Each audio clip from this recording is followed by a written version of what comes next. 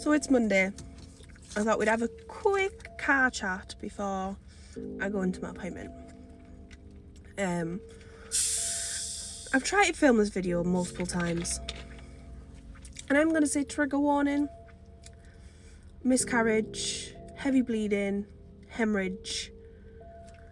Just not a fun story, but I thought, you know what, I haven't really talked about it, and with the fact of we're trying for another baby, I thought it was about time to explain some of the anxieties when it comes to trying for a second after that. So if you don't know, I had my son in 2023 March. He was born amazing, beautiful 7'2" baby, emergency C-section, but it is what it is. Let's just say after giving birth, I wanted to get back on the horse. Not for another baby, we weren't trying, we weren't thinking, but I was, if you get me. I don't know if it's postpartum like hormones, but it was up high. So we were just carrying on what we were doing. I ended up falling pregnant again in July of 2023. So this meant that the baby that I was carrying was meant to be born on the due date that my son had. They were both meant to be born on the 31st of March. So this pregnancy happened the same as the other one.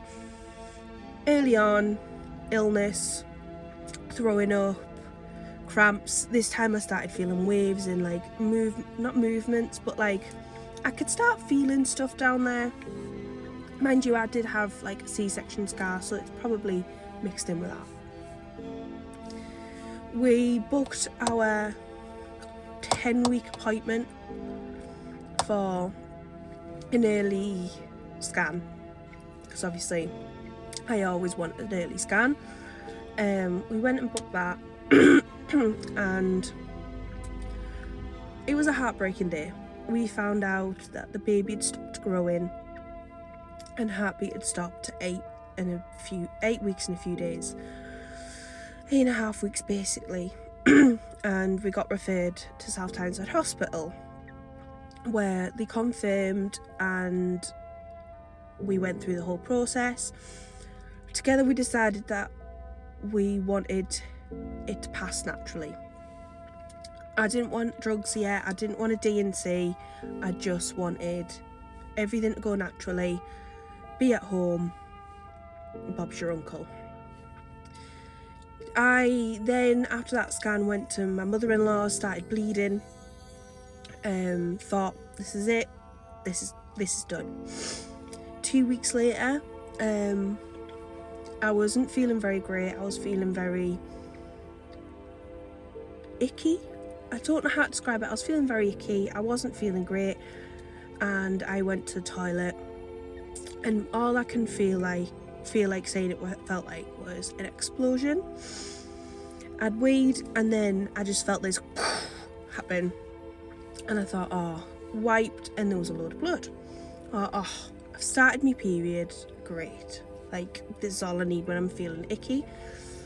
Put my pad on, went downstairs, we were watching Evan Hansen, not relevant, but that's what we're watching, and I had an oh no moment. I was lying on the couch and I went, don't feel right, something's wrong.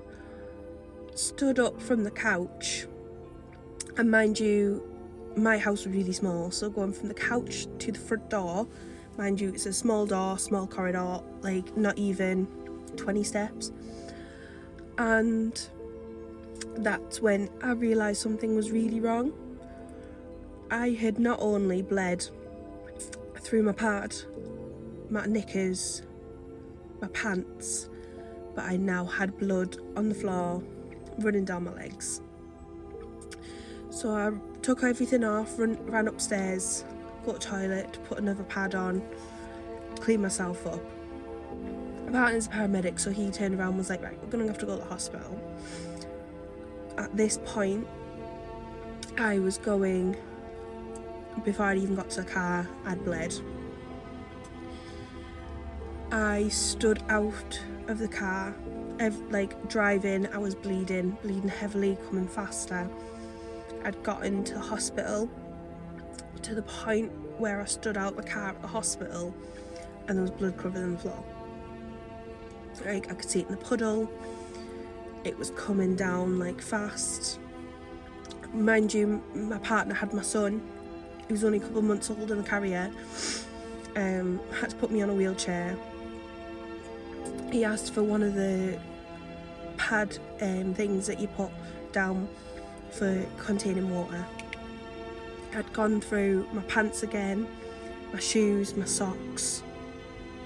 I rushed into A&E, paramedic bringing us in. Got rushed into a side room because I was at this point bleeding so bad. It just kept coming. I've never seen so much blood in my life. Sat on the bed from the chair. The chair was covered. Lay on the bed. Nearly passed out. Was feeling dizzy, feeling sick, wasn't really knowing what was going on. Next thing I know, I was put into another room in the special part of the A&E, and it just kept coming. I took my pants off and it just wouldn't stop. I was passing blood clots, and I don't mean I was passing, I was having contractions and passing big blood clots. It took a while. I was given something for the pain. I didn't like it. It was straight up morphine in the vein. Not for me. No. Didn't feel very well. Gynecology came by and the baby had gotten stuck. So they had to remove the baby and do that in A&E because I was bleeding so bad. Nearly passed out from that procedure. Got sent up to the ward and they'd said my bleeding had stopped. Turns out it hadn't stopped. And when they came and did the ward round, I'd asked to go to the toilet because I hadn't been to the toilet at this point, for a wee or anything. Went to the toilet and I just started gushing so bad, and then it was a horrible experience. I remember lying in the hospital bed going, I don't want to die, I've got my little boy at home. I told every doctor, every nurse that I was going to die and that I feel like I'm dying. Probably dramatic, but yeah. I had loads of scans done. Found out I was still retaining a lot of the baby. Well, the placenta and all that stuff.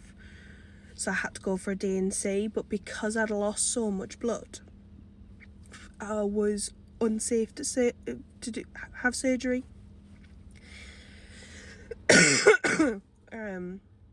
And I had to have some blood transfusions before I went to surgery.